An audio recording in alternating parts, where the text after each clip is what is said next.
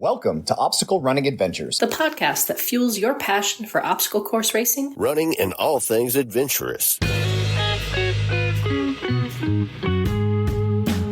Whether you're a seasoned pro or a weekend warrior, we've got news updates as well as interviews with athletes and other key members of our athletic community.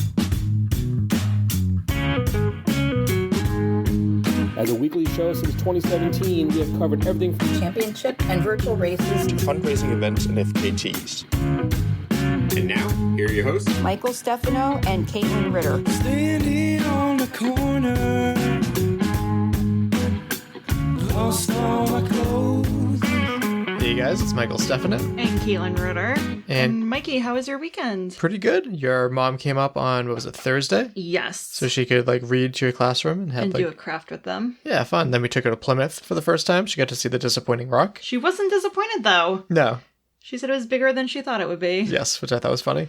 And then my grandfather came over, and then we did Father's Day stuff today. So with your dad and grandfather and uncle. Yeah, lots of family stuff this weekend, which was nice. Yes. Let's give a shout out to our sponsors. Mudgear, use code ADVENTURE for 15% off your next Mudgear purchase, and Caterpie, use code OCRReport20 for 20% off your next Caterpie purchase. Perfect. We're going to shout out the $5+ Patreon supporters. Jason Dupree, Samantha Thompson, Bradley Keel, Charlotte Engelman, Aaron Grindstaff, Cheryl Miller, Jessica Johnson, Christopher Hoover, Kevin Gregory Jr., Evan Irek, Brent George, Logan Nagel, Asa Connington, Seth Renderknecht, and Robert Landman. Yes, thank you guys so much for the support. We greatly appreciate it. As well as to the OCR Report, the great home for us on the internets. And to Will Hicks. The Podfather. Check it out over at theocrreport.com. We're getting excited for World's Toughest Mudder. Are we? I'm not. Yeah. Excited is not the word I would use. I haven't got caught up on the group text today. Oh, the group text? Yeah, they're excited. Of course. And to our sponsored athletes. Javier Escobar, Kelly Sullivan, Ryan Brizzalara, Joshua Reed, and Kevin Gregory. Perfect. Did we do a poll this week? I can't. I'll go look. Can never remember. Did we share this already? We did last time. Okay. So it doesn't appear so. We're going to skip that as well as Meme of the Week and head right over to quick news, starting with an update from Joshua Fiore. Josh posted consistency with humility? Emphasis on hume. Oh, okay. Humanity, humility. He posted, this past month of training for World's Toughest Mudder has been rocky. I got really sick about 3 weeks ago, followed by numerous asthma attacks, prompting an urgent care visit this past weekend. Got chased by some crazy lightning, cutting short some noob sanity laps, and almost died after a large piece of metal came flying in the air into my car. Not optimal. Yeah, so he's having a rough build-up. He was sick when you interviewed him too, right? Yes. Yeah, so we're hoping that he gets a race that he can feel proud of in the UK. Next up, this comes to us from Mac Rush. I thought it was Mac Roche. It's spelled that way. He posted, "We prayed and God did it again, and we can do anything with him on our side. Amen, King of Obstacles, biggest package ever. 6'1" and 230 pounds, all gas, no brakes. It looks like he was on American Ninja Warrior." Oh, that's exciting. Which, again, we don't really watch, but that's exciting when members of the community are on there. Yes. Although he's been on all sorts of game shows and stuff lately, too. Okay, so we obviously can't show you the video, but this comes to us from High Rocks World. They said, following the conclusion of the Relay Invitational, the High Rocks race officials received one challenge and launched a separate internal investigation into a race result. Yeah, so this was concerning Hunter McIntyre and Jeremy McConnell.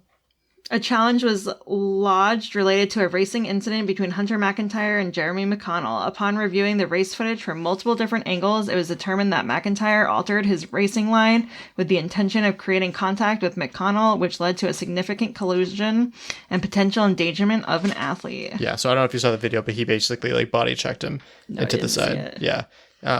So I'm trying to like Hunter again, but he just does stuff like this, which is childish and just unsportsmanlike. So, bummer, because it also cost his teammates money from what I had heard as well. Okay, next up we got a few podiums, starting with Spartan Cincinnati Super.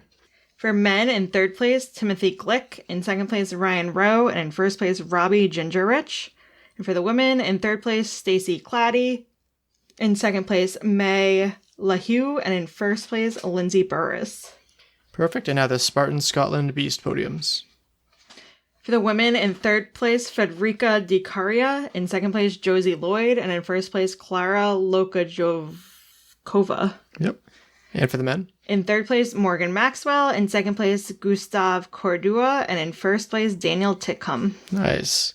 And we have the Spartan Tri-State New York Sprint podiums. In third place for the men, Tyler McCready. In second place, Adam Beach. And in first place, Logan Broadbent.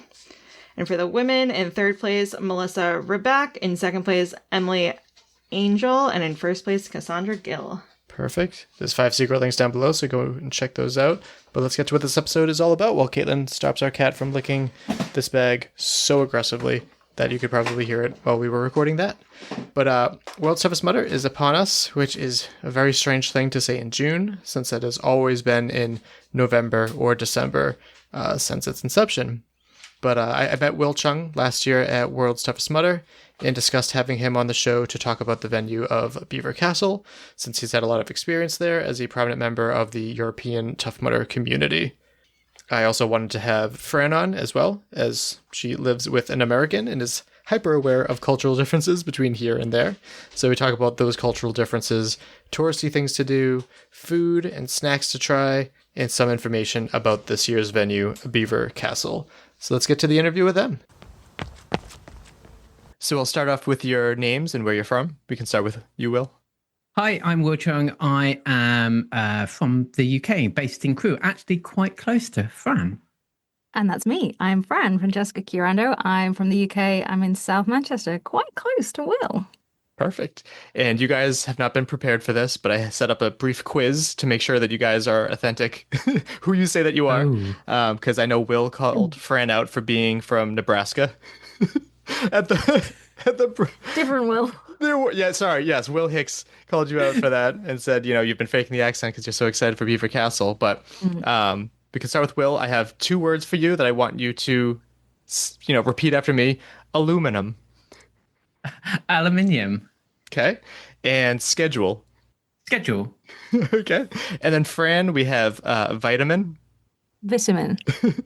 And one of my favorites, controversy. Controversy. Oh man, that's that's the best. and I just want to gag in on Wil's question there. Schedule. Yeah, I hear both too. And then a couple translation words back to you, Wil. Wellies. Oh, rubber beets, do you call them? Yeah. Wellingtons, yeah. Oh, that makes sense. Okay, I'm like, where did they get that from? And then petrol. Gas. Yep. And then Fran, bloke.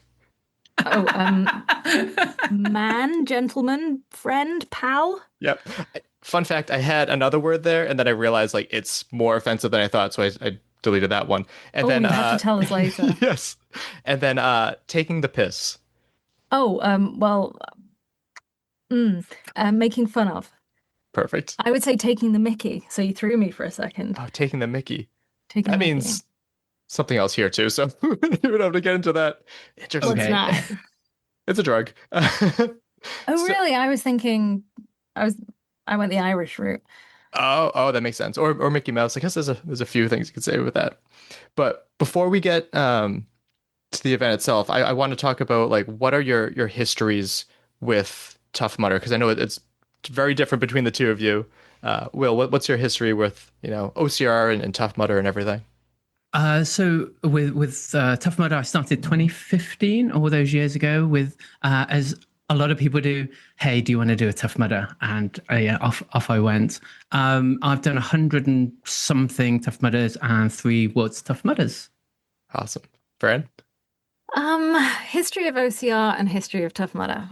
Tough Mudder came in a lot later for me, as we all know. I was not quiet about my feelings about Tough Mudder. I started OCR in 2013. I'd heard about Tough Mudder for years, and I didn't want to do it because I thought 10K was far too far for me to run. So once Spartan existed and the Spartan Sprint at 5K, I was like, I can totally do that. And I did it. And, as the story with everyone, absolutely loved it, was hooked, stayed, got involved in every single way that I could.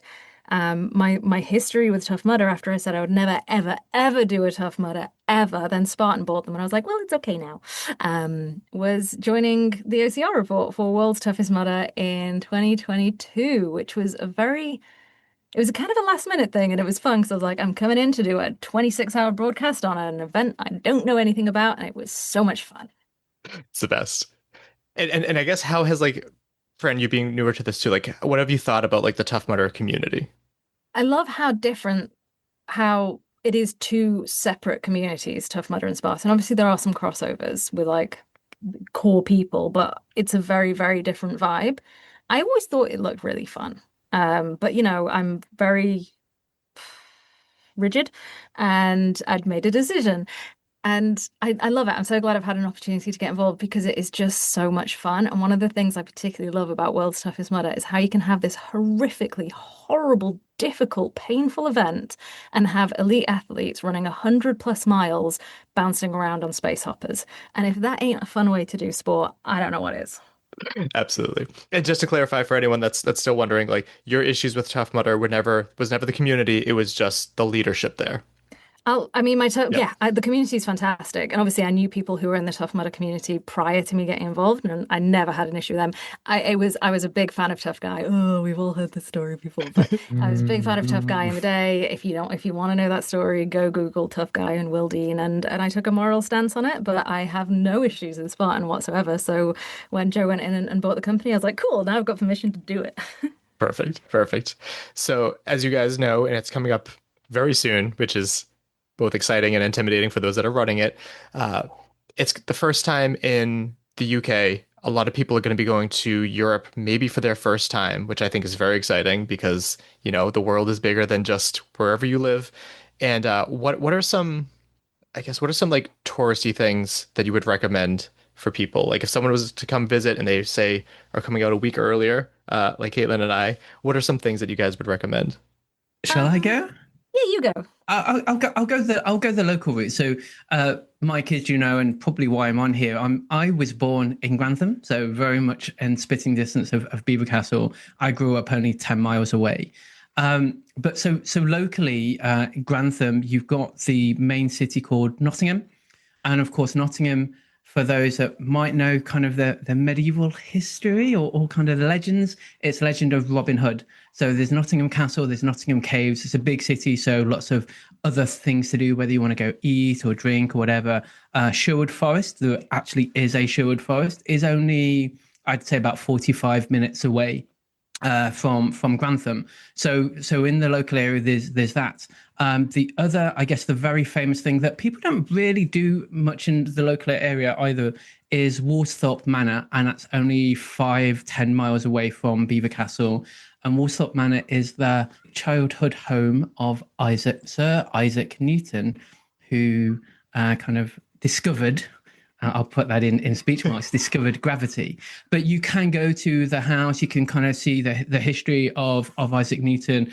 And the legend is that the apple tree, which is there, you can go, I don't think you can go sit under it anymore, but the apple tree is still there from Isaac Newton days.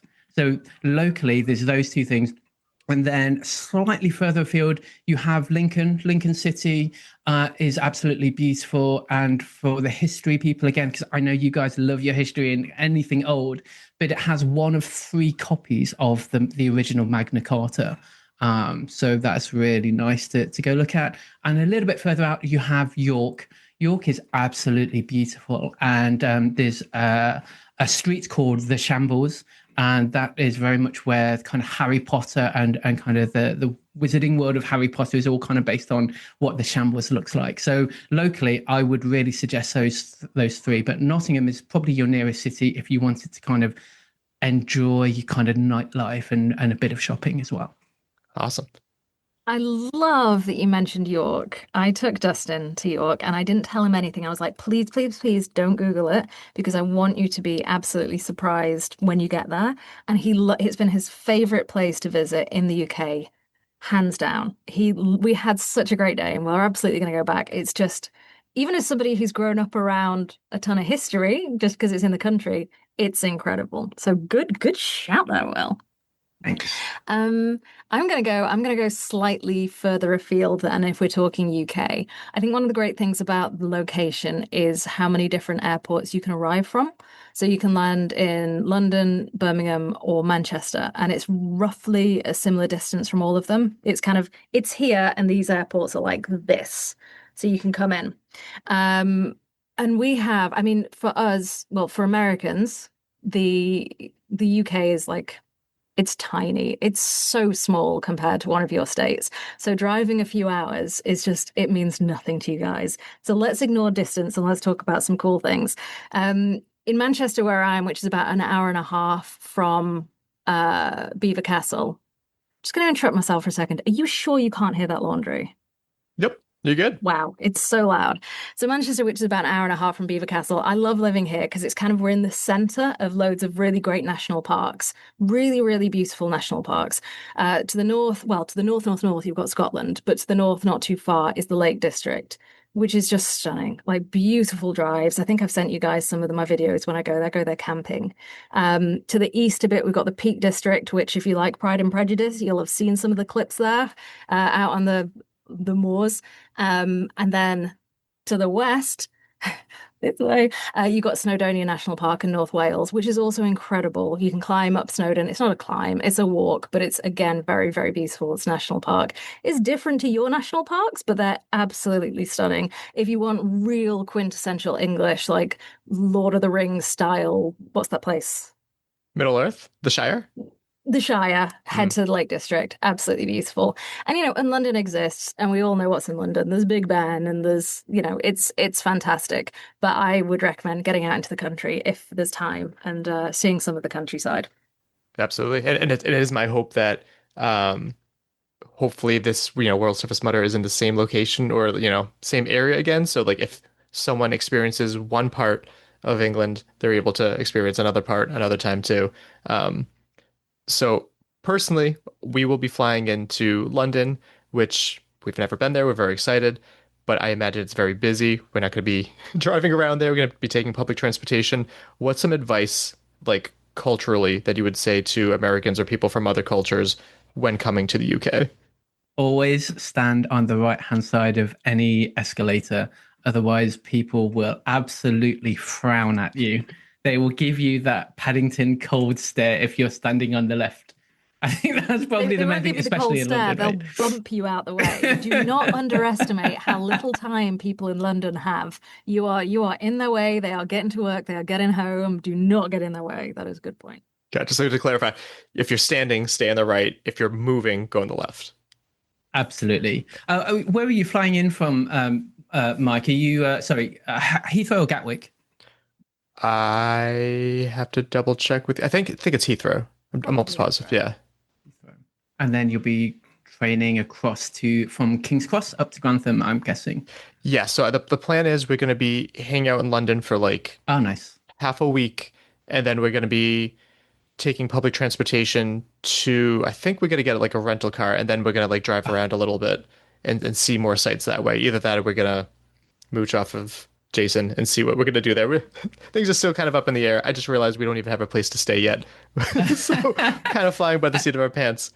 But I guess just a side note for people, and I guess we'll come back to it, but Heathrow and Gatwick are both, of course, really easy to get to from London, and Grantham itself is really easy to get to on the train from London. It's just over an hour from London, but I would suggest that, like you're doing, is getting a rental car, because from Grantham Centre, where people may be staying, they're probably more likely staying in Nottingham. But the estate, Belvoir Estate, is a good drive. It's 10-15 minute drive, but there's not really any bus service or anything else. And of course, you'll be going pretty early, so you get a cab or an Uber. But actually, getting your own car is probably the easiest thing once you're over here. Okay, good to know. And actually, on the topic of cars, real quick too, other than the fact that you guys drive on the wrong side of the road, it's this whole thing. I heard that there's a lot more speed cameras and stuff there too. Yeah, so I was gonna give a car tip And I like what Will says. We have fantastic public transport, which is potentially not what Americans are going to consider because you guys don't use it as much. We're not used to having good public transportation. Yeah. Yeah, it does exist. But if you were getting it to get up to the race general location, I would definitely recommend, like, if you don't have a car, buddy up with someone who does. But speed cameras, yeah, we have a lot of speed cameras, and not all of them are marked. So if you don't follow the speed limit, you might just get flashed. And we also have this stupid new thing over the roads. They're called smart motorways, and they'll change the speed limit. So if they want the traffic to slow down, or if there's been an accident, it'll post a speed limit on the top, but the speed cameras will match that speed limit. So if it says 60 and you're like, well, the road's empty, I can drive at 70, you could get flashed. Interesting. That happened to me on the way back from a Tough Mudder a couple of years ago. Yeah, you gotta exactly that. They're not just advisory. You could get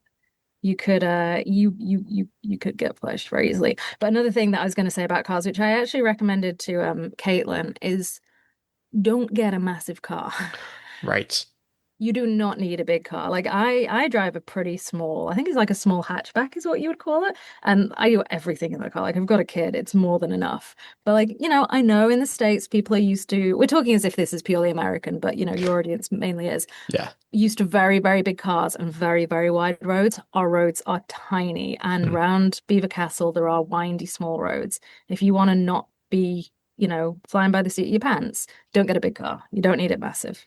That's a very good tip. And to clarify too, like, what is the extent of being flashed? Is it like they'll find your license plate and you they'll get send a fine and points. So if you're not British, I guess you don't get the points, but you'll get a fine. Okay. You don't want that. No, definitely not. And then any other differences? And then I want to get to like food in a sec, but like any other like cultural... there's so many cultural differences. We don't have air conditioning. That's a big one. Oh, yeah. Yes. Our weather's not really cut out for air conditioning. Although today, Fran, it's so hot. This is one of those things I was going to say. I just came back from Florida last week, right? It's 23 degrees here. I am so hot. And I was going to message the group, but Jack doesn't like me talking about the weather. A UK 23 is a Florida 29. But we're talking Celsius. When the wind blows, which it does, it's 12. Like, it's freezing. The weather is so... Get used to talking about the weather and get used to taking on and off lots of clothes. We love talking about the weather.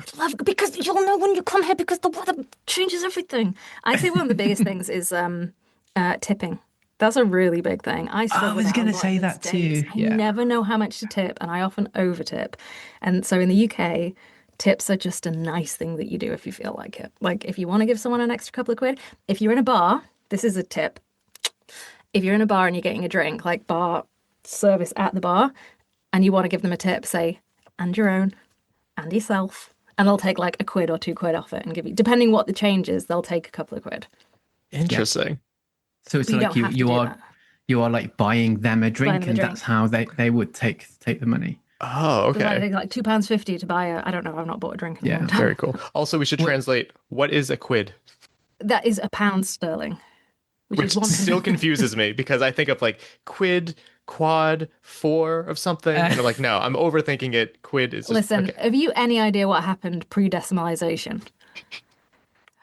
Sixpence, shilling, threepenny bit. Just the tower. I'm not that old, but like a financial Tower of Babel. That's. I think just to add on to the thing about the tipping, the if you're in a lot more restaurants, they will add it on automatically. But actually, that automatic tip is like 8%. You don't really, when it's automatic, it's not normally more than 10%.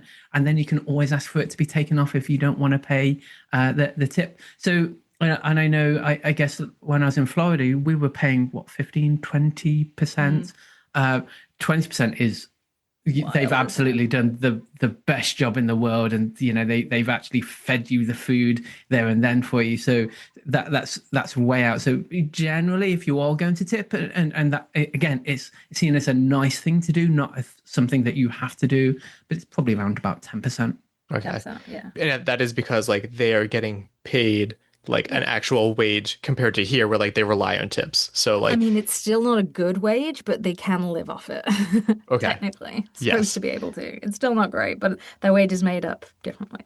Yeah, no, that's definitely good to know too, because like I'm always growing up in the US, like I'm always compelled to tip, and it feels weird to not tip, but they're really not looking for it. Also, service can although be. it used to be very nice. I used to work in bars and I worked in London for a while.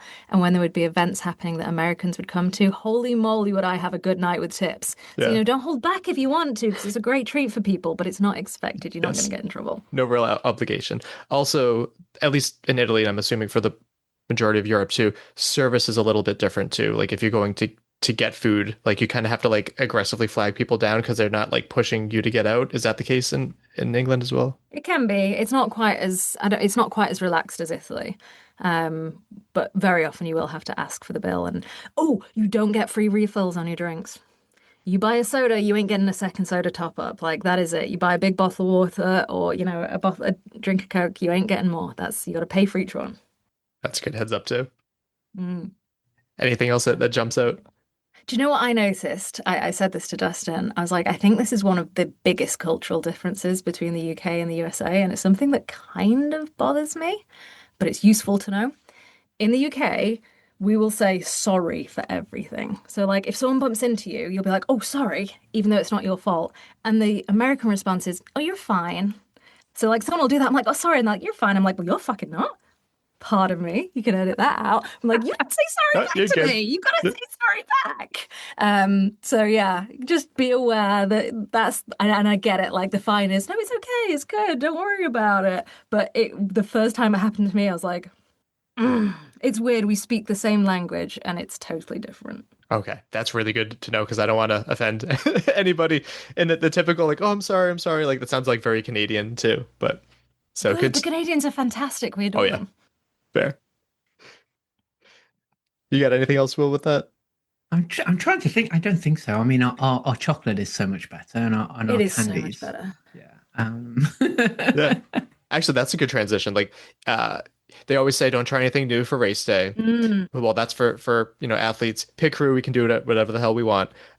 What are some fun treats and like candies and stuff to try? I have a list of some things that Fran had brought up before, but like, what are some things that you'd recommend? Like, you have to try this. You have to try that. The first thing I'm going to say, because we've had this question 11 billion times, no, Uncrustables don't exist here. I had that later too. Peanut butter sandwich. Make one. What the hell? They're squashies. Horrible. They're horrible. Squashies. Percy Pigs. Percy Pigs, yes. I am going to be sending everyone to M&S for Percy Pigs, and you get all different types now, and they're so good. They're so good for running because you get them they can be slightly foamier or slightly jellier, and I've used them for half marathons. They're really easy to eat. Like they're like 37 calories per candy, so it's quite a lot. And they just go down an absolute treat. Like I would recommend get yourself to M&S and get a couple of bags of Percy Pigs because they keep you going all night. And squashies are actually quite a similar sort of feel in the mouth, but a little bit foamy, a little bit chewy. And you can get them almost anywhere, so you don't have to go to M&S. But M&S actually is a really good place to go get some great food. Yeah, and so Marks and Spencer's, shortened to M&S, is one of our more expensive shops. They're quite small and they do all their own brand stuff. But compared to American groceries, they are not going to be expensive. You will be fine. But like they do tend to be the slightly better quality stuff. But the Percy Pigs, and this is an important thing for me, but it may be important for other people. Percy Pigs are vegan. They make a vegetarian version because they used to, and they carried on making the vegetarian version, and then they made them all vegan. So they're a jelly sweet that contains no gelatin. So that's good for, kosher, halal, vegan, etc. They're so good. Squashies do have gelatin. So I can't eat them anymore. I ate like a bag of squashies after I was in labor. Oh my God, they were fantastic. I just love the names of them. I mean, that's great. Squashies. What about I remember you brought over, I think they were like tea cakes or something. They were like tea cakes. Yeah, Tunnock's tea cakes. It's like what we have as like Malomars, but better as you. Yeah. Sure. Half Again, the that's ingredients. A snack. That is another snack I can't eat, and I'm so jealous because they're so good. It's like a biscuit with like a marshmallow dome covered in chocolate, and you guys went wild for them. You went wild. They're in like the red and gold packaging. They're made in Scotland. They're so good. Absolutely go get yourself some Tunnock's tea cakes. I should be more ashamed than I am with how good those were, but yeah. Don't be. There's some things that each country has that's amazing. IBC root beer and cream soda is my favorite American product. There's just some things that can't be beaten.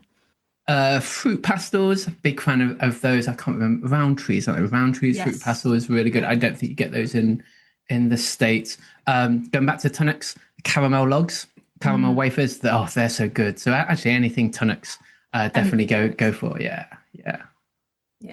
I was in Tesco today and I saw, this is not specifically, but it is a nice thing. So last year for World's Toughest Mudder, I brought a big bottle of cold brew, which is quite common in the States.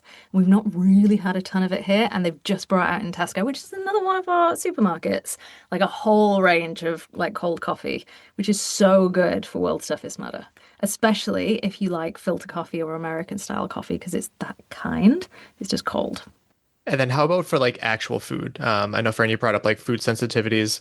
My wife is very picky on what she eats. And then I have like food allergies and stuff with like shellfish. So like what are some typical, like what is like an authentic, English like food? Like what should we be looking to try?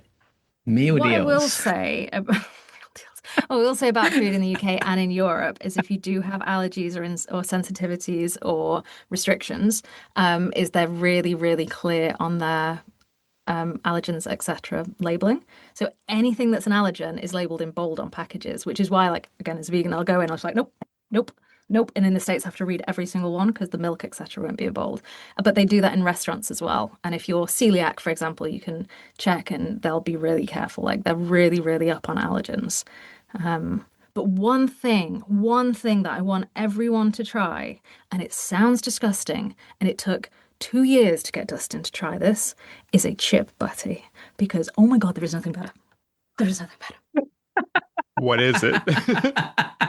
Delicious.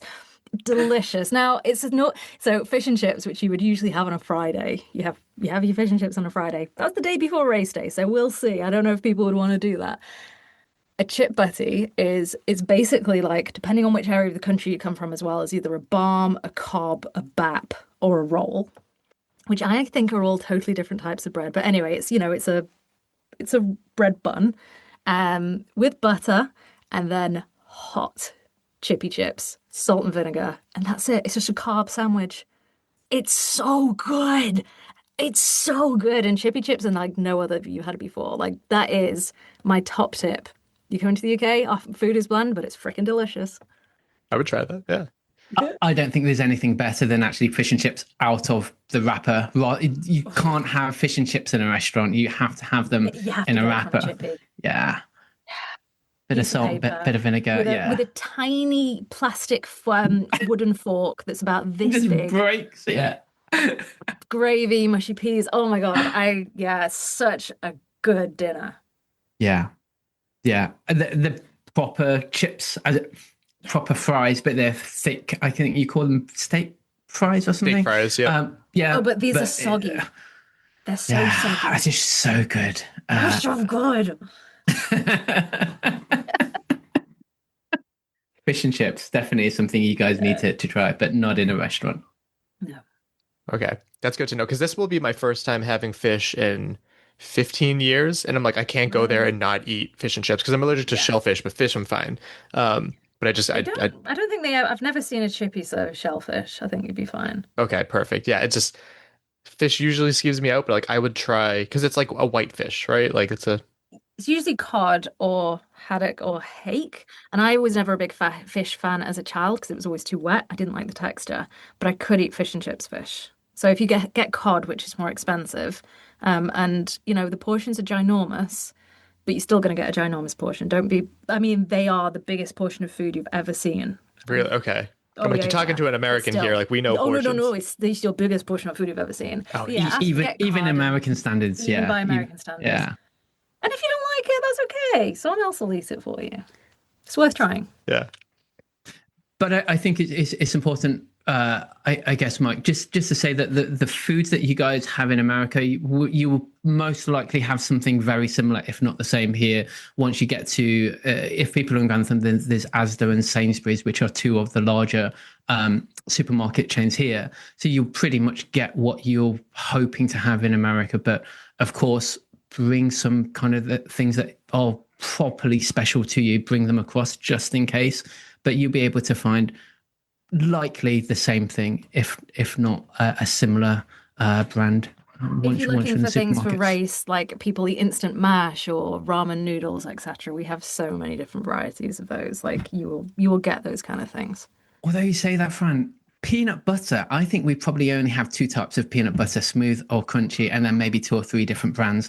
I remember when I was in Florida, you just had a whole row of different types of peanut butter. What's Here's a going top on tip. there? If you want American peanut butter, because I like American peanut butter, I love Skippy. Go to Sainsbury's. Sainsbury's sells Skippy peanut butter. Otherwise, it's just different. It is slightly different here, the peanut butter. But if you want Skippy, if you want it proper American, and our jam is very different too. But you get like a smooth jam that's crap. So Yeah, maybe if you guys are after jam, jelly, then go for the cheaper versions rather than the more expensive. The cheapest one you can find the cheapest jam you can get, and it'll be more like. Yeah, we do sell fluff though. I've seen fluff in all of the supermarkets now. And honestly, like a peanut butter and Nutella sandwich is probably the best running fuel I've ever had. I think I got my PB 5K on a peanut butter and Nutella sandwich. So we might not have Uncrustables, but you can make something. So you just get a spoon of each. Sounds good to me. Oh, and our Coca-Cola is really nice. Proper sugar. It's proper sugar. Yeah, that's something that like sugar, as you know, is like has like, a lot of, I don't know, there's a lot of baggage that comes with it, but like regular sugar, it's great. And I think it's the way to go. I love it. If you're gonna have it, which you need it as part, like if you're gonna have it, have it. Perfect. Any other foods or other treats to your recommendations? I mean, I could go on about food all day, but I think All that's the it. I think those are my big things: Tunnocks, Percy Pigs, and I would suggest searching out for Terry's chocolate orange. That's a very British thing. That sounds good. Sounds good. I also heard you guys have really good, is it like Indian food? I know like it's different, but like, are you guys, is that like a big thing? Yeah, no, we have really, really good Indian food. And I guess, yeah, I don't know about Grantham. Like, if you were to go to Birmingham, you'd get really good Indian food. Manchester, if you're in Manchester, there's a place called the Curry Mile, which is incredible. And London, I don't know because I don't live there. Yeah, it's good. Brick Lane, It's good. Brick Lane in London. Okay, East End. but yeah, we have really, really good Indian food. It's don't eat it before the race. No, I don't even know if Caitlin would let me go and eat it at all, but It's so good. And this is the thing where this is where I struggle with American. So I don't know. Well, anyway, I live with an American and he has a very high tolerance for spice. He likes food as spicy as possible. And I'm like, English spice is different because we talk about it instead of just being super hot, it's super flavorful. So Indian food, it's not super, super spicy necessarily. You can get it, but it's super flavorful. Like the taste is so good. Oh my God, it's so good. And I don't know whether you've noticed this, Fran, but our Chinese food is a lot different to American Chinese food. Yeah. Is it like fresher, I imagine? Probably not. No, okay. I don't know how to describe it. The first time I had Chinese in America, honestly, I was disappointed. Really? Yeah. Our Chinese food is good. So I personally, with my family, like we used to enjoy Chinese food for a while, and then we had, which I know is very different, we had Thai food, which is like everything that I kind of wished that Chinese food was, I guess. Like it was like the variety and everything felt like fresher and everything too. So Our Chinese is totally different from our Thai. Okay. I'd say the Thai you get in the UK is more similar to the Thai you'd get in the States. I don't know how authentic it is, right? But I did see it. What was it? It was like 6 or 7 months ago on social. There was a whole cultural divide because we'd say getting a Chinese, and people are like, you can't say that. So we'll say like getting a Chinese, getting an Indian, rather than takeout food. And then Americans would come over and try it, and that's where I started to realize that it was different. But I've never actually had Chinese or Indian or anything like that in the States. So, Makes sense. But it's good. You should get some of that too. Yeah. It's the same vibe as like Mexican food in the States. The crappier the takeout looks, the better it's going to be. Okay. There's a kid working behind the counter doing her homework. Oh yeah, that's my cousin. I love that. Love that. Another thing I think we should probably point out with like travel, too, is the whole, was it the ETA thing with like people should have that done by now. Could one of you like go over like what that is a little bit too? Yeah, electronic travel authorization, I guess is what it means. It's like the ESTA for the USA. So it's a version of a visa, but it's super simple to get. So anytime I've got an ESTA, it's been approved within a few hours, and that's for the traveling to the US. But it's an electronic permission to come. It lasts a long time. It probably costs about £18, and you'll have to do it online. Just be careful when you Google that you don't go to like someone who's going to charge you more. But get it done now because it will last, and you just want that in the bag just in case there are any problems. Yeah, and Kayla and I got it done, obviously, and the turnaround time was very quick too, which we were excited about. It usually is. You just never know. Yeah, because things in the States seem to, anything that like, oh, you need this legal document, you're gonna have to wait months. So I'm glad that this was a lot every less. time I've got an ESTA, the approvals come through within a couple of hours. Yeah, same. Esther's been pretty quick. Although I honestly, it's probably, if there's anything flagged on your passport, probably get a look at. And but yeah, it is super quick. It's relatively cheap, but I think, as Fran said, just make sure you're going to the right website rather than going to a third party that would charge you, $10-15 more for doing the same thing, and probably take another, extra few days on top of what you should be doing anyway. Okay, yeah, that's definitely good to know. So if you guys don't have that done, you're listening, like get that done, because that sounds like that could be a problem for you. Now, getting to the event itself, Will, I know I heard you both on ORM, and I haven't listened yet, but I have it queued up for UK OCR too. Like, your source of a lot of really good information about this event and everything, throughout the year. But I guess let's talk about, what are we expecting for the weather? Because everyone's talking about the weather. You want to talk about the weather? Let's predict the unpredictable weather. Listen, I was away for 10 days. I got back on Monday. Prior to that, we had about 5 weeks of burning sunshine and not a drop of rain. I went away for 10 days. It rained every single day I was away. And then I came home and it has not rained once since. Do I take the sunshine with me? No, clearly I don't. But it's so unpredictable. Like, you just cannot tell. I've said this so many times before, but I'm going to say it because it's a really good example. The weekend that this race is happening, there are two major things that I have paid attention to every year for the past 15 years, which is, one, it is Glastonbury weekend. It is the final weekend in June. It's Glastonbury weekend. And it's also my wedding anniversary. Now, when I got married, it rained like crazy. And every year after, me and my mum have been like, oh, it's dry. Oh, it's wet. So I've always noticed what the weather's like on this weekend. Plus, it's Glastonbury weekend, which, if you look back, there have been years where the weather it's rained so much, the places have, the campsites have been washed out, down to it being so dry and so hot that people are passing out. It is impossible to predict the weather in June. There's one thing that we can predict. There's one thing that we know, and that is the night is going to be short. That is it. That is all I can tell you. These questions about, do I need a wetsuit? Yes, you need everything. That's what makes being in the UK so difficult. You need everything. You might go out for a lap and you'd be overheating, and by the end of the lap, you could have hypothermia. Like, if the wind decides to pick up and you're wet and you're running across a field, you're screwed. It's really cold. If the sun decides to come out and you're wearing too many clothes, you're screwed. It's hot. That's what's going to be really difficult. The mud and the weather makes UK OCR particularly unpleasant. And I've just sent you a link to the weather. It's only going out to the 26th, so that's just before, and it's looking good.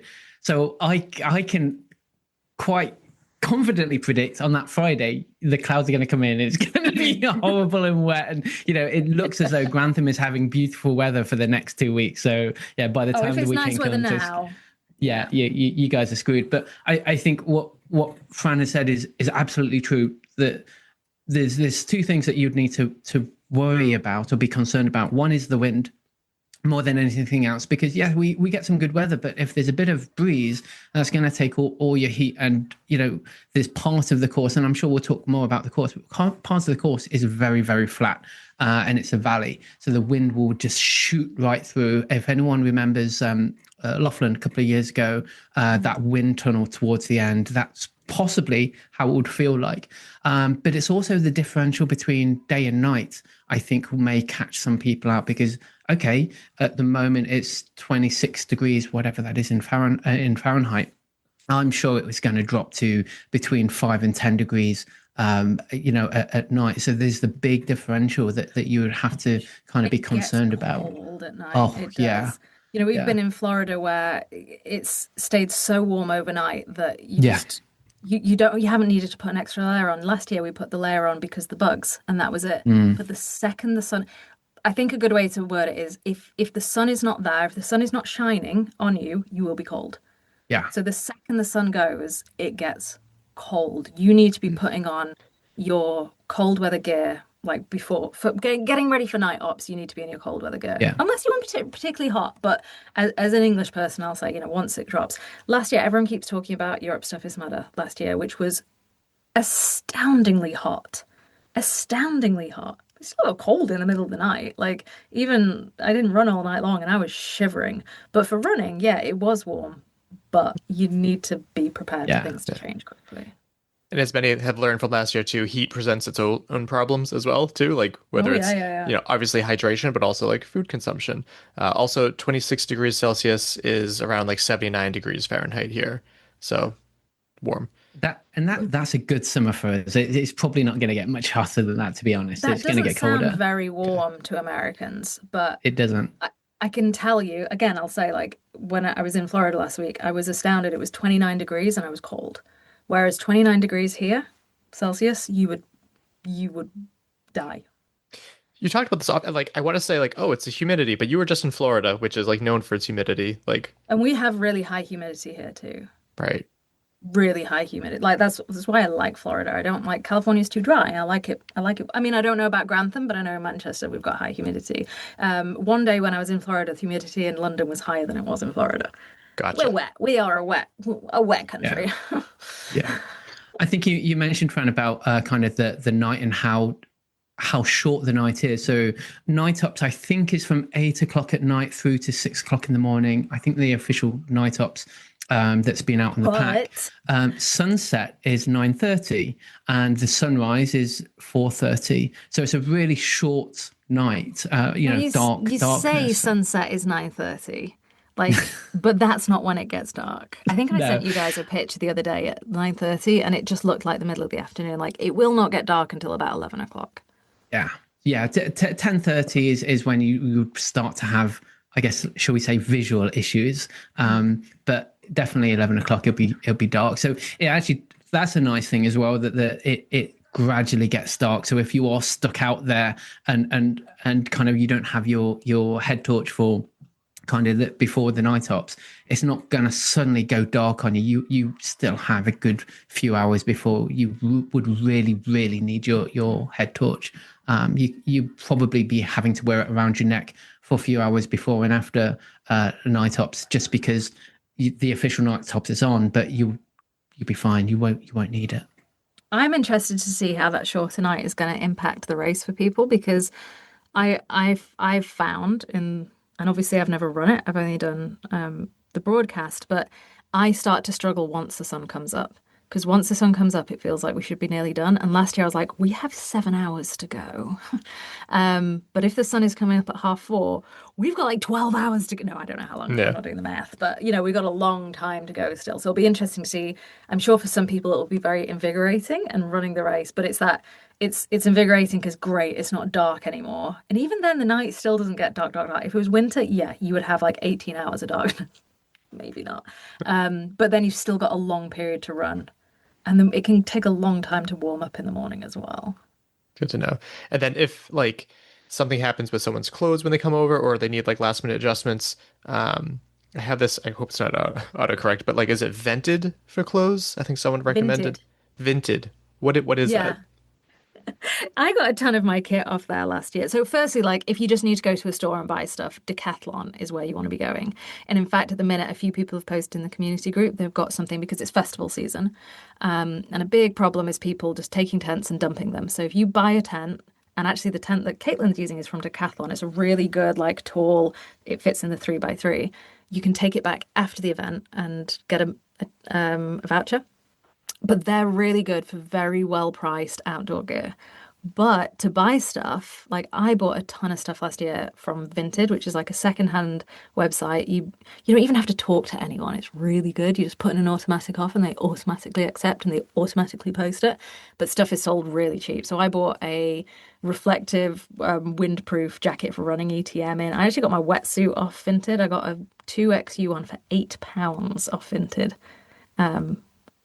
So if you know someone in the UK and you still need some kit, get on Vinted and get it sent to somebody, because it's not going to be last minute. You won't get things last minute on there. It can take like a week to post out, but it's really good for secondhand stuff that you might not want to keep any longer. So Decathlon definitely. There's one in Nottingham, so about an hour and a half away from Beaver Castle.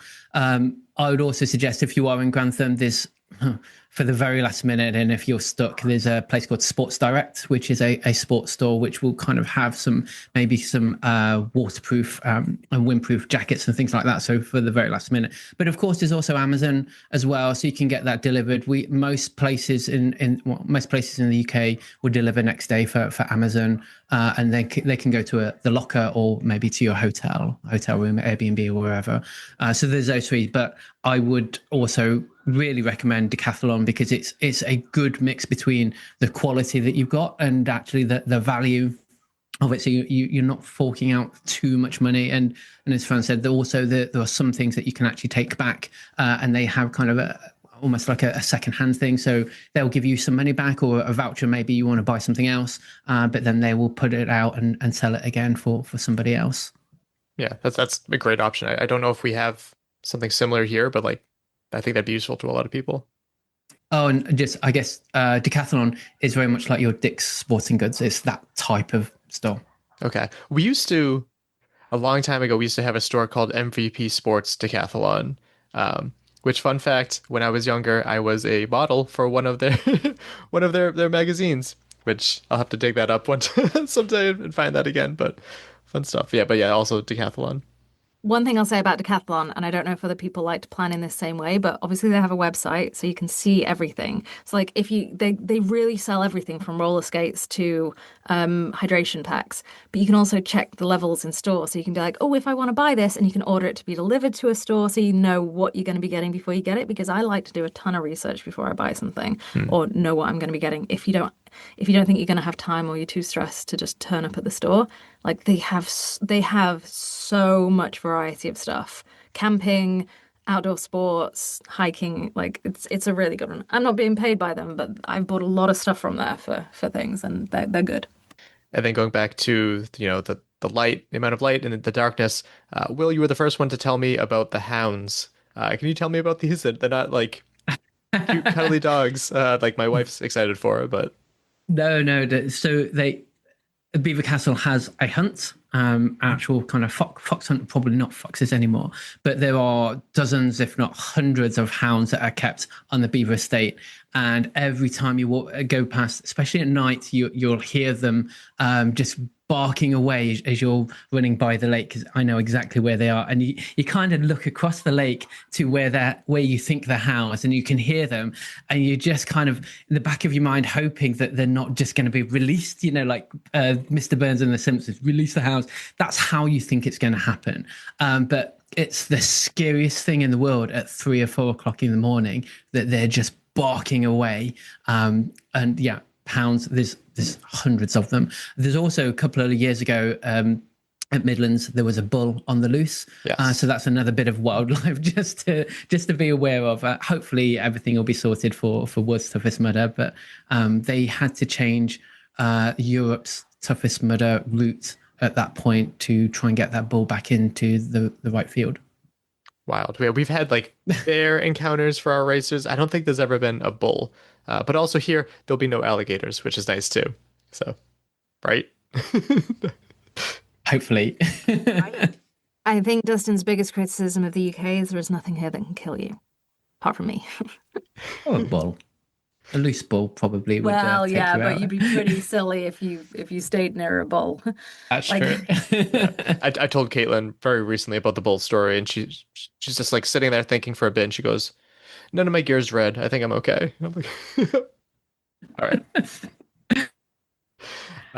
So last year there was a lot of feedback of World Toughest Mudder essentially just kind of feeling like a regular Tough Mudder, which, not to discount anyone's goals from last year. This year, I think a lot of people are expecting more of a World's Toughest Mudder feel in terms of both like the presentation and like obstacle innovation and everything like that. Correct me if I'm wrong, but like there's 3 weekends in a row where there's like events here. Like, so like Spartan Kit and Tough Mudder Kit, it's seemingly going to be like a big event, right? Yeah, so I mean, to visit your point, sorry, Will, that you just said about like last year not feeling like a World's Toughest Mudder and not to take away from anyone's achievements. I think I just want to focus on that for a second because it was still a really tough course and it definitely doesn't take away from anyone's achievement. It was still a World Championship course. Yes. There was a slight vibe missing. That's it. The course was really tough. The people who ran did a really good job. Like, every course is tough, and you're also running the race against the people who are there. That's why it's very hard to compare courses. Let's put that aside. I never want anyone to think we're saying anything bad about the people who took part. Or the course itself. There was just, I don't know. I don't know what happened. Maybe it was the alligators. Maybe it was the fire ants. I don't know. But yeah, they have 3 events there. So the way that the UK market works for Spartan and Tough Mudder is really smart. They're really well organized. They have their event weekends running one after the next, and the trailers kind of travel together, and they build 2 courses on the same place, but they're 2 separate courses. So if you ran Spartan one weekend and then you ran Tough Mudder next weekend, they wouldn't be the same course. They wouldn't even be going necessarily in the same direction or be the same obstacles. But that does mean that they have a ton of stuff that they could pull on. So they might be pulling off the Spartan kit. I don't know that, but they have a lot that they could be playing with.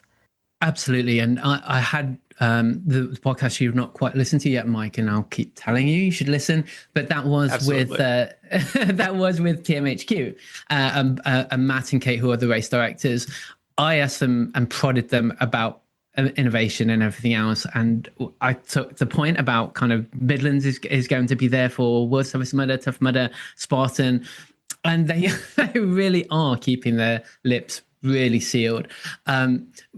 You're right, because I was there last year for the there wasn't anything big in air quotes, but if you think of some of the things that they did do and things that they changed, Pyramid Squeeze, for example, was probably the worst innovation in a good or bad way.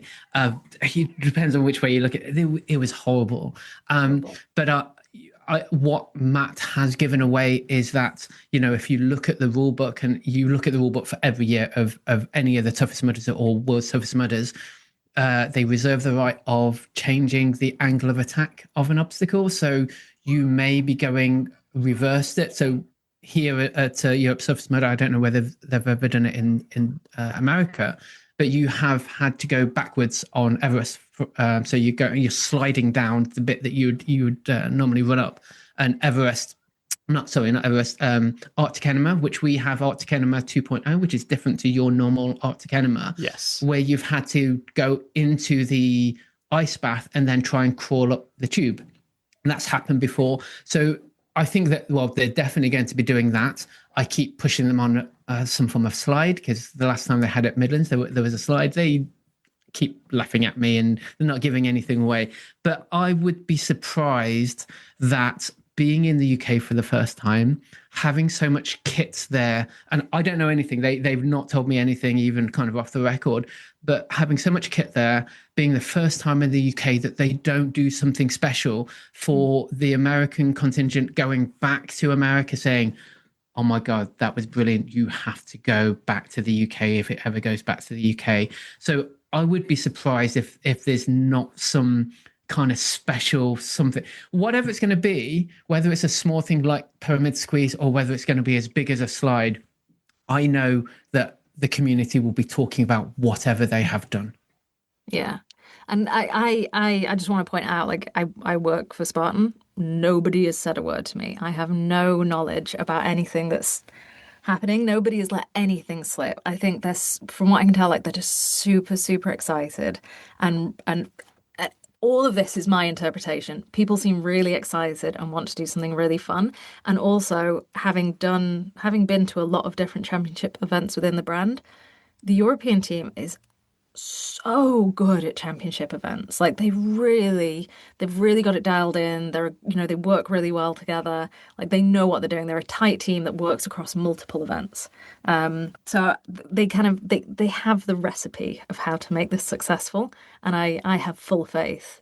I mean, Matt is like a naughty schoolboy, let's be honest. Like he's so excited. He's a serious grown-up business guy, but also he's so cheeky. And I can't, that is going to translate into World's Toughest Mudder so well.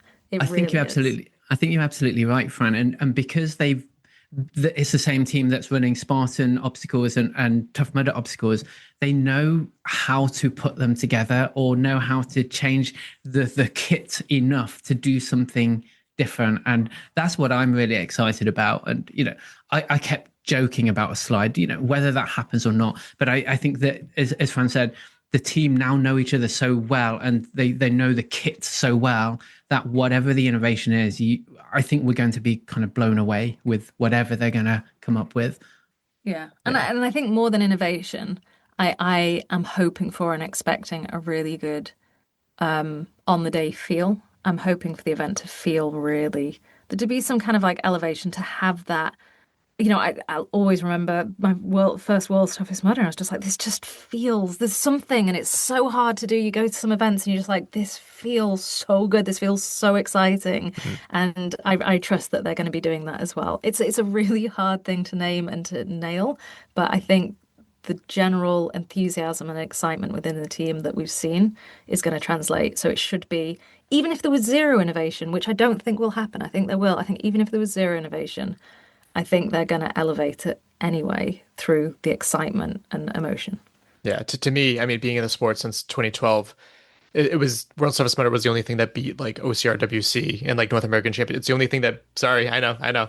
It's the only thing that beat that for me. And in addition to like impressing and wowing everyone who's there, they're also need to do the same thing for everyone who's not there, right? Like I know we talked briefly before we started recording about like what we expect kind of the numbers to be in terms of like selling out, and like it's gonna be leaps and bounds more than last year, which I think we kind of expected because last year was one of the smaller years. But there's gonna be a lot of people that like, oh, I need to get there next year, and that has me even more excited. Yeah, I think there's going to be a different feel because of the amount of the UK people, and going to America. You said, Mike, last time when you was at the championship brunch, and you was asking whether the Americans are going to come over to the UK, and a lot of the response was, it's quite a lot of money, it's quite spenny.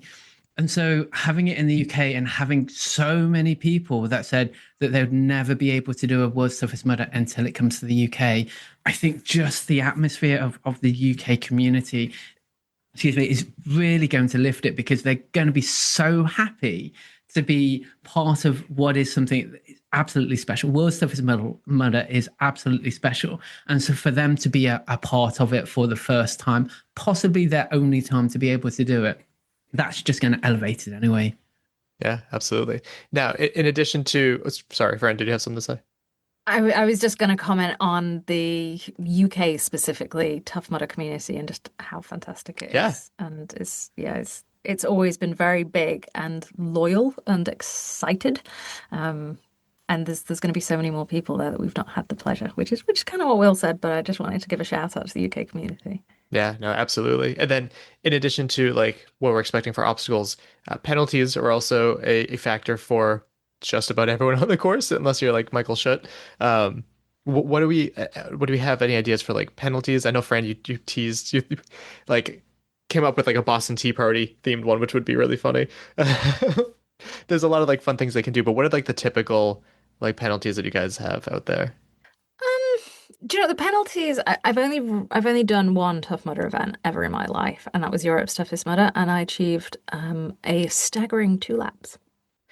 And I didn't take many penalties, not because I'm amazing at obstacles, but because not many obstacles were open.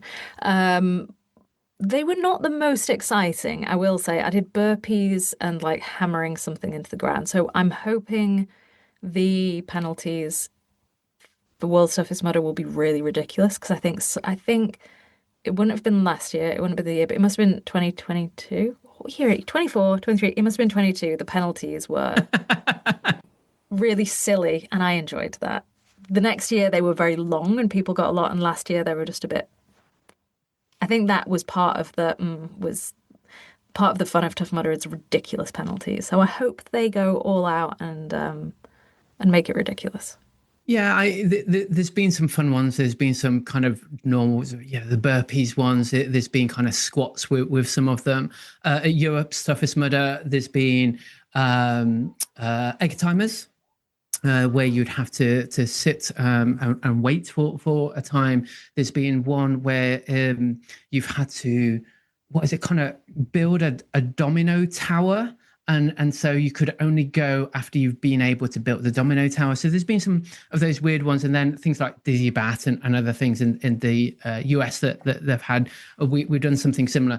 The penalties are going to be at each of the obstacles as well. I've been told, where I don't know, again, whether it's been the same in the US, but at Infinity and Europe's Toughest Mudder, the penalties have been served in the pit more recently, but they are out on course this time.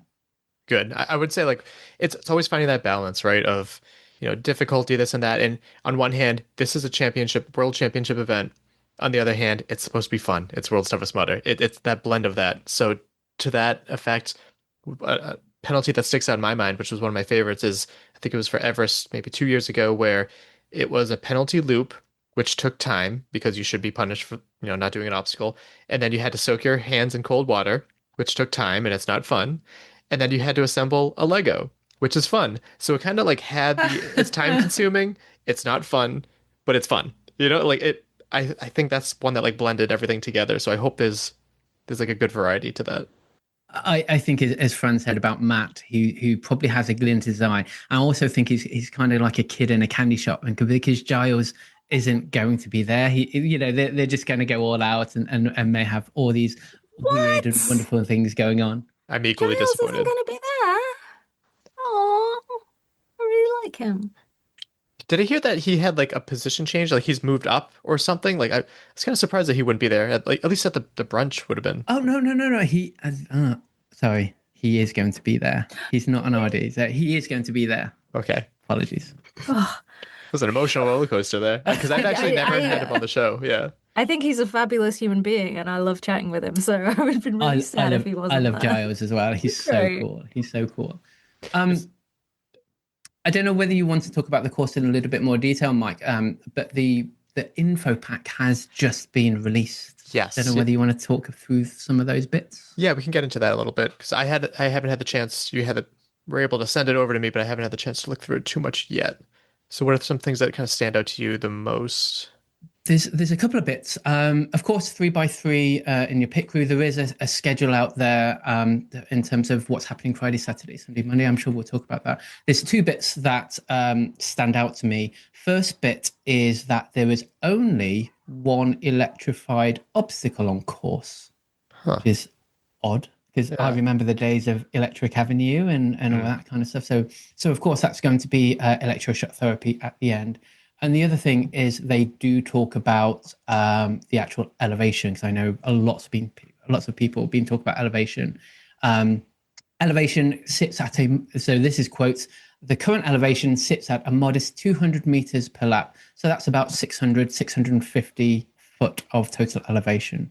That honestly is at the bottom end of what I would have expected from Midlands. It's not kind of a big hilly course, but on a normal Tough Mudder, they put you up and down the hills, because you, as I mentioned, you're in a valley. So there's hills at the start, there'll be a bit of flat in the middle, and then you'll be hills at the end before getting back to the pit. I know Caitlin will be very relieved to find that out about the elevation, because I told her what you had said on ORM too, of like it could be up to like 800, 900 feet, and that'd be a lot. Yes, and I think it would be a lot, and I think that'd be far too much, of course, for a 24-hour race. The 200 meters, I think that's still quite a lot. I can't remember what it was last year, but it felt very flat last year. The sand, absolutely terrible and awful, but it did feel really flat last year. What do we expect in this venue? What are we expecting for, like, what's the footing going to be like? I'm expecting muddy, obviously, with the water, but So in general, the running is really good. It's really good. But the course, so the venue is used for a lot of running events. So apart from when you're going into Mud Mile, and I'm sure you'll be going through to do swamp stomp thing, which will probably turn into a swim. Apart from those two bits, the running, and especially when the weather is looking pretty good in the run up to it, should be very good. So you don't. It's not very technical. Yes, there's hills and things, but I don't think you have to engage your brain to run. So I think that's probably the best way to say it. There's lots of other 24-hour events that are run there. I've done a couple of trail races there. So the running, absolutely perfect, apart from when they start putting you in the mud, and then of course that's going to be horrible. I mean, it could, if we're going to take it really extreme, it could turn into super mud. It could get very muddy. Like, you could get very claggy, heavy. I'm just thinking of other races I've done where it's my experience of British OCR tends to be either be churned fields where you're kind of like or very muddy and your feet are weighing down, which is why we got obsessed with how light our shoes were for a very, very long time. But hopefully it's just muddy in and out of water and it's pretty steady elsewhere. There's so the Mud Mile, and it most likely be in the same place because they hardly move Mud Mile at least, is that claggy, sandy, gritty mud. So it might even just for that one bit, maybe worth having gaiters for it, because it really can get in. And I think I sent you a video of one of the old Tough Mudder Midlands where Mud Mile, the pits were actually really, really deep. I don't think they're going to do that for Toughest Mudder. That'd be really, really unfair. But they can be especially evil around that part of Mud Mile, because parts of it before is very kind of wet, reedy beds, and that becomes very muddy as well. So there is that one part which will become an absolute mud fest, but it's that sandy, orangey, claggy, gritty. It's horrible mud that won't wash off very quickly. You also had mentioned like some obstacle differences between the United States Tough Mudder and European Tough Mudders, most notably like blockness. So could you go into that a little bit too? Yeah, and thanks for bringing that up. I think if no one else takes anything else apart from just talking about blockness, this is probably the most important part. So our blocks are much heavier compared to America. So I would not be able to turn a block on my own in the UK, but I'd be able to turn the US one, and it's so much lighter. So if we're in the US, you kind of got to get up and over very quickly, otherwise it starts rolling back on yourself. So it's the heaviness of it, plus the depth of the water is much higher. So in the US, I remember it being maybe about 3.5 foot. So it kind of goes maybe to my chest, something like that, maybe 4 foot. But in the UK, it's 5 foot deep. So for me, I know when it's slightly overfull because I cannot get over on my own. So I'm 5'6", so it goes up to my chin. So sometimes I have to close my eyes, close my mouth, kind of bend down and jump for the block to reach the top of the block to get over if I'm doing it on my own. And that's the only way you can do it. So if you're shorter and you're on your own, especially when it's later at night, you might need to wait out of block nest for someone to come to help you get over. So it's deeper and it's heavier. And if you're short, you're most likely not going to be able to get over on your own. So you're better off waiting for someone to come and join you. And then kind of like any sort of wall, you kind of give them a leg over to get to the other side. Okay. But it's the deepness and the heaviness that is really, really different, noticeably different. And hopefully blockness opens relatively early through the day, so people kind of get a hang of what it's like before the dark hours, and then they have their strategy, late at night when it's quieter. But hopefully it opens relatively early to really start to understand what the difference are. But it's really difficult if you're short to get over on your own. So the strategy here is typically like always the two people on the outside go and everyone like helps them push it over. It's obviously going to be very different. When you're trying to get like a lot of people through, can you only do like one person at a time, or can you still do like two people at a time? Do you still do like the outside too? You know what? I think once you get into World's Toughest Mudder, you're just easier just having just two of you, and you're kind of pushing someone up so that they can lay on the block. The block will not move even if they're just laying on it. So the person on top of the block will then give a hand down to the person and pull them up and over. That's how heavy the block is, that you're on top and it won't move. Where in the US, of course, it spins quite easily. Yeah. I don't know whether that makes any sense. No, it does. It's just so hard to fathom too, because like that is a big difference. Like we're so used to sometimes spinning like too easily for us too. So I think it's going to be a big wake up call for a lot of people out there. Yeah, as I said, hopefully it opens early enough for people to kind of get a hang on it before it starts getting quieter, because we know notoriously World's Toughest Mudder gets quieter and quieter, especially when the dark comes. So if people get a chance to have a play, as it were, they really should just try it out. Okay, good to know. And then are there any other differences? I know you talked on Arctic Enema, how it's like the 2.0 version, which I haven't seen in a while, but I also haven't been able to do Tough Mudders in our area lately. But that's like going through like a tube into the ice water, right? Yes, tube into the ice water, and it's normally, again, it's probably about 5 foot deep. So sometimes people would have a full submersion because they're sliding in, and then under the tires and then out. We haven't seen it on course yet, and we've had 2 Tough Mudders so far this year. What they've replaced it with so far is Brain Freeze, which is cage crawl with a crap load of ice in there, and they fill cage crawl right to the top. So it's been particularly evil, because normally you have a few inches gap, so you don't feel so bad. It has been very claustrophobic, and actually with the ice, because you're kind of sitting in and kind of full submersion, it's really bad. And I think that was a Giles innovation as well. So we may not see Arctic Enema. I bet we do. We must do. But we haven't seen it so far this year. Our Everest, I believe, is your old version of Everest, so apparently a bit easier to get up to get up and over. What we've used to have, but we haven't seen for maybe a year or so, is 2 levels. So there was a very easy level and then the hard level, but there's that one there. So if people haven't seen it in the UK, I would suggest it's not quite as steep as a ramp, so it's actually a lot easier to get up and over the ramp.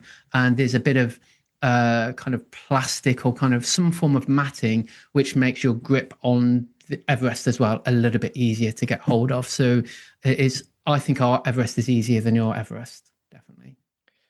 And then another aspect, speaking of Everest, the World's Toughest Mudder is known for like having like the Everest Angels and the Matterhorn, and there's the Dublin Dudes, as they called themselves last year. Are there typically a lot of people out in the course helping people in European? Okay, I didn't think so. So you're shaking your heads. That was my biggest problem with ETM, and obviously it was different because it was a much smaller event than World's Toughest Mudder is going to be. But at that point, I had a pretty bad back. So movement was kind of limited. Like I could move, but there were some movements that really hurt. And I'm also like I'm not short, but I'm not that tall. I'm 5'6", but there were some obstacles that just I was not tall enough. Like the very, I don't know how tall those very high walls are, Will, but they're too tall for me. And that was one of the reasons why I didn't really want to continue, because it's like I can't injure myself, and I can't just stand out by myself. I cannot do this alone, and I'm running alone. And it was a bit of a bummer, actually. But I strongly feel World's Toughest Mudder is going to be very different. I know there's been conversations between people about like where they're already planning to camp out for the night to replace people that are not coming from the States. For example, people are planning to do that. It's not necessarily part of the current culture, but I think people are planning to emulate it for the experience. I think there are, but it's going to be difficult because they're not used to it. It's something very new to be out on course for so long. Of course, there's been a movement here, and I don't know whether you guys did it in the US, but Help 100 Mudders. So they would just sit down and volunteer and get 100 people climbing over them for Matterhorn or whatever before they move on. So that's probably the extent to what's happened here in the past. Of course, MVPs cannot help. I do know that there are a bunch of people that are going to be there and be kind of Everest Angels and the guys that are helping. But again, because it'd be their first time, I don't know how much endurance they have to be able to help people for the whole 24 hours. Good luck to them. I know that they're absolutely planning to do it, but I think it's going to be very difficult for them to do. You know what, though? Like, this is something I was thinking about the puzzle pieces, and stick with me here. Sometimes we carry on doing things because they're habit. It happens, we keep going because we don't want to lose it. And that's something I think the puzzle pieces, that's the state it's currently in. Like, people want it to be exactly the same as it was, and things change and develop. All the people, everyone who does those tasks are fantastic. They're great. They make the race so much easier for so many people, and they sacrifice their own night of when they could be running a race to do that. But if they didn't exist, it would change how you ran the race. And I was going to say, maybe if you're discovering that a lot of people, maybe you need to buddy up and run with a group and find some people. And I ran portions of the race with people so that we had a group to run together, and then we separated. But I know if this was me, I would be planning to either have people that I already knew or buddy up. Totally different race experience. Maybe things changing, maybe things being different. It allows for something different, and this is a forced change, and it might be great. It might give something new and different that they haven't had before.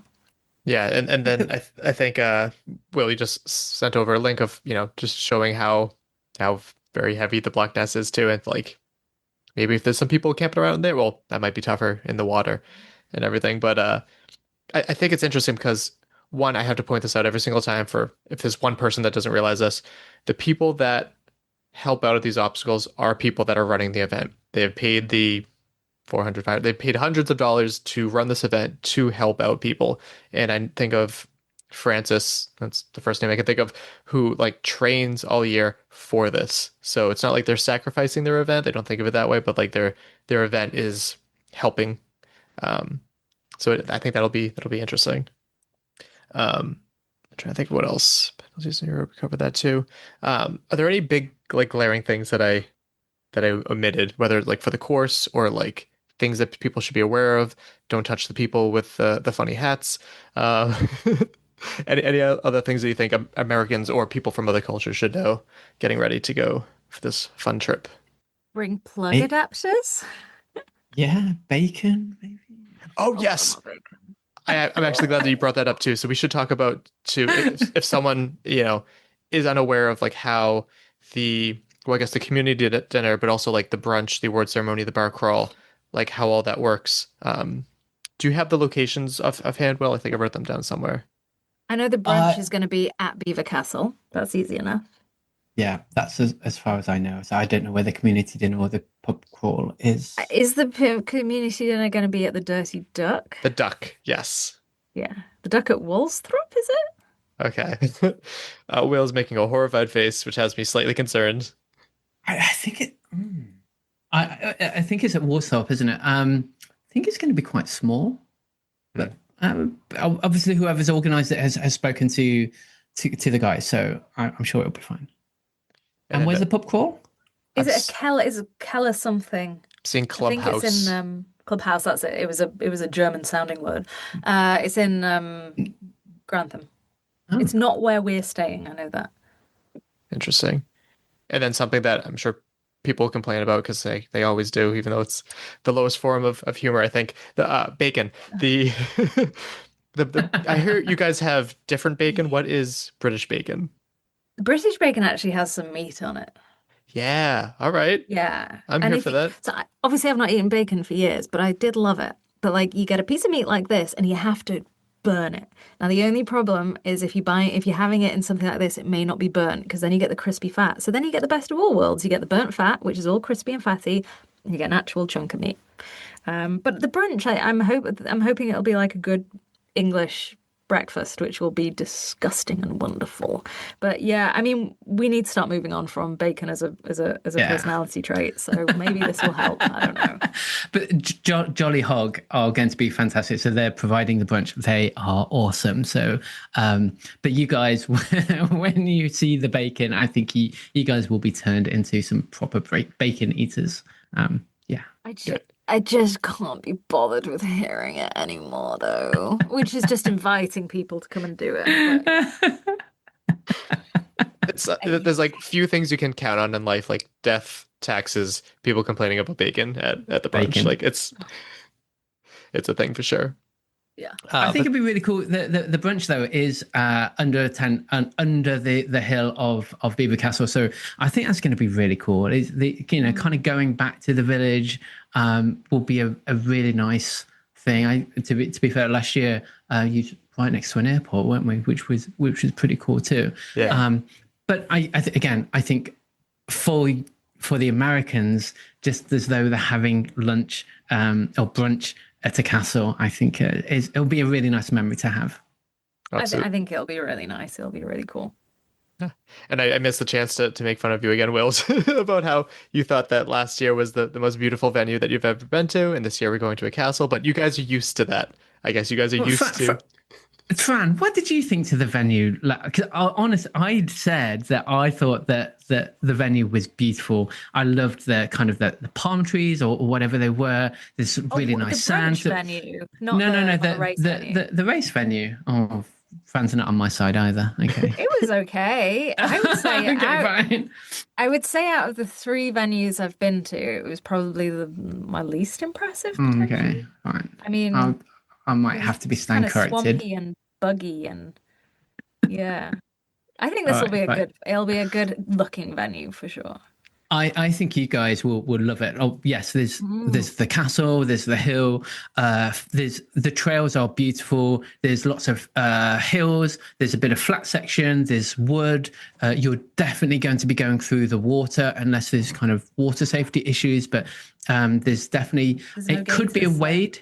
It could be a wade. It could get worse. It could be a swim for shorter people. By the way, that if they're going to be putting you through the part that they usually put you through.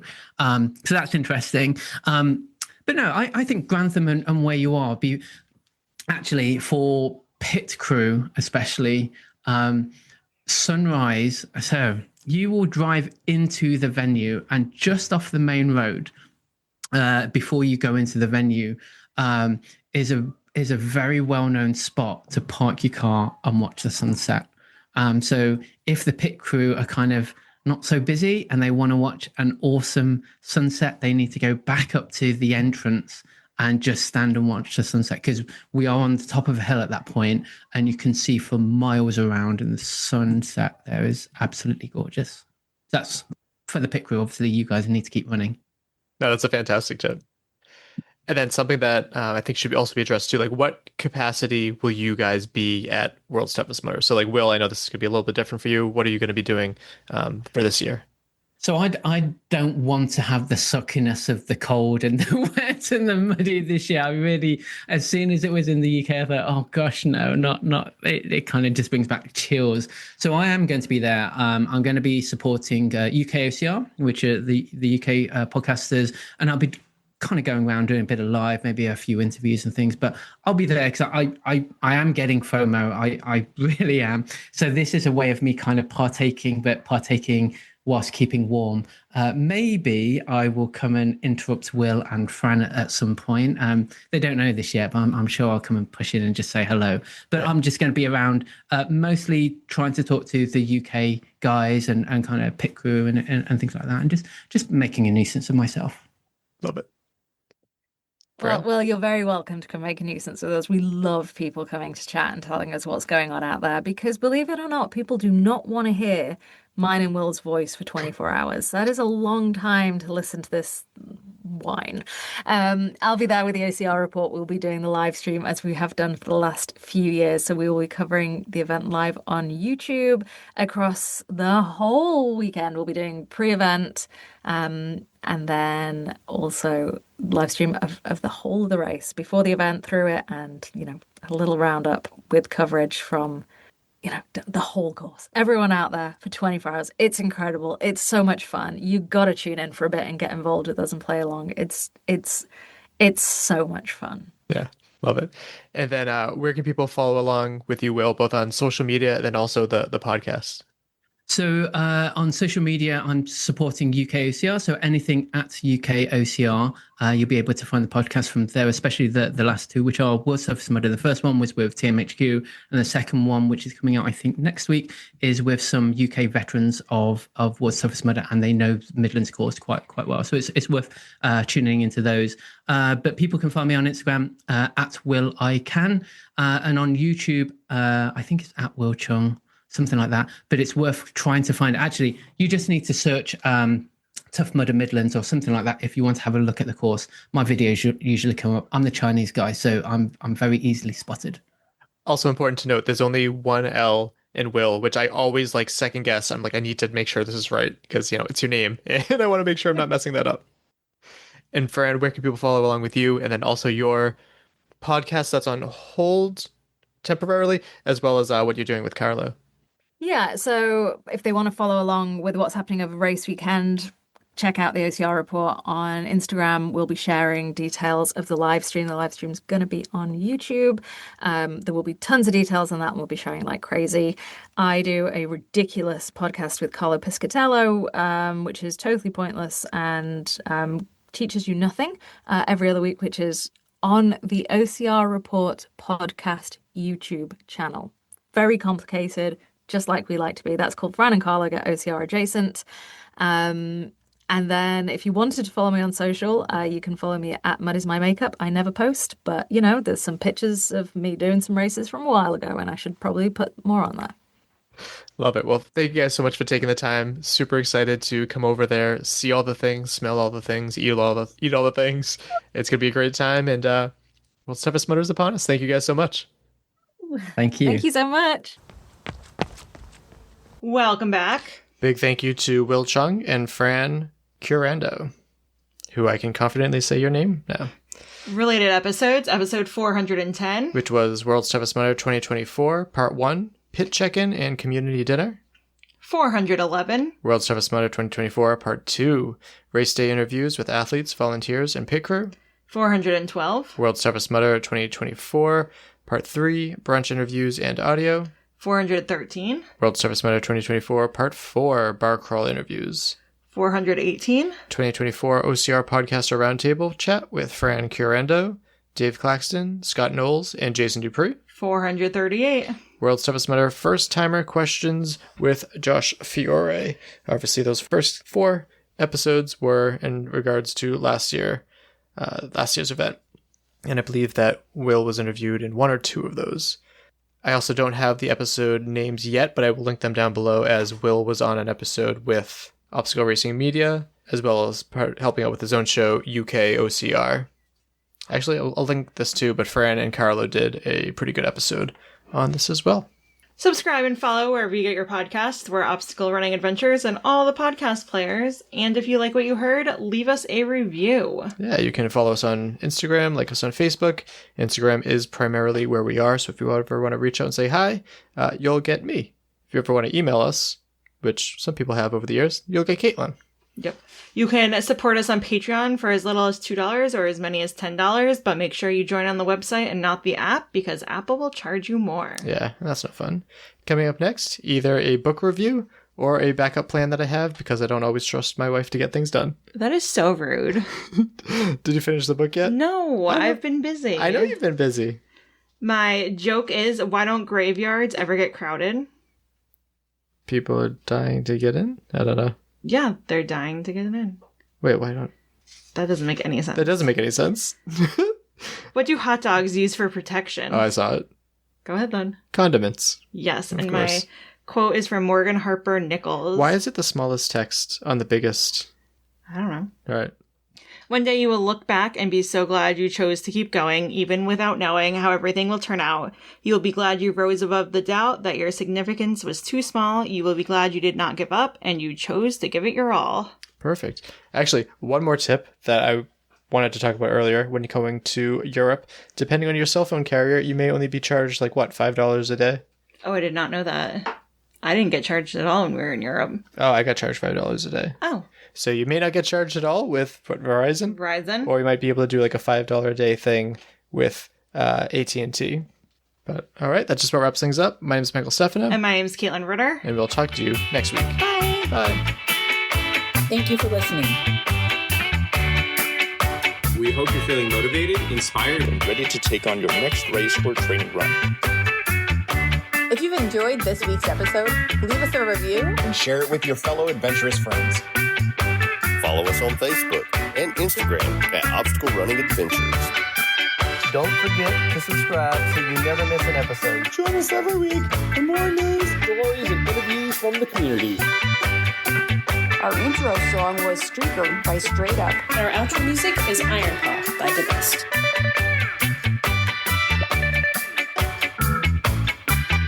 Because that's My always laundry the nightmare for everyone. recording in progress. Yes. My laundry's running. Tell me if that noise becomes annoying. I can just turn it off and start it again. Or something. Can't hear. I think I'm the one with the worst mic here because I have a graveyard of all the microphones that I can't get working anymore, and I've come to realize I think it's the computer. So now I'm wearing a gaming headset. Graveyard. Graveyard. Wicked.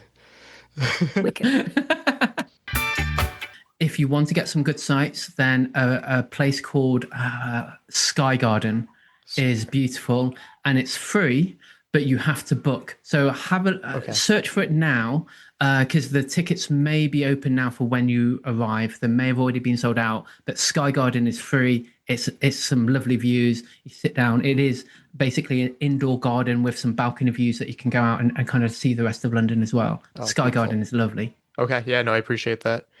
Awesome. Well, I hope you guys enjoy your weekend, and I'll be seeing you guys soon. So soon. Cool. I can't believe I'm finally going to meet Caitlin. I know. That's wild that it happened yet.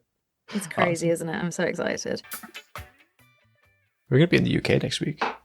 Yeah, I'm worried our cat is sick. Yeah, we'll figure it out. He's just being extra weird.